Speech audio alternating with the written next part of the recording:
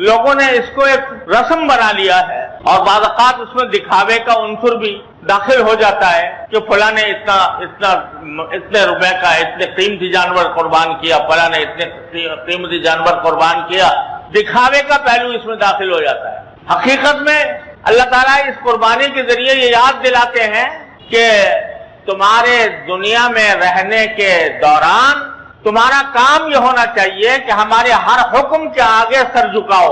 अगर एक जानवर को तुमने पाला है, उसके साथ तुम्हें मोहब्बत हो गई है, और जानवरों के अंदर भी अल्लाह ताला ने एहसास रखा है, अगर एक आदमी उसको पाल कर बड़ा करे तो जानवर को भी मोहब्बत हो जाती है और खुद पालने वाले को भी मोहब्बत हो जाती है। लेकिन जब अल्लाह का हुक्म आया तो उस महबूब जानवर को कुर्बान कर दिया अल्लाह के नाम पर। ये दर हकीकत इस बात की याद दहानी है कि सिर्फ जानवर की कुर्बानी नहीं, अपने जान की, अपने माल की, अपने जज्बात की, अपने ख्वाहिशात की कुर्बानी अल्लाह तबारक व तआला के हुक्म पर देनी हर इंसान के जिम्मे लाजिम है।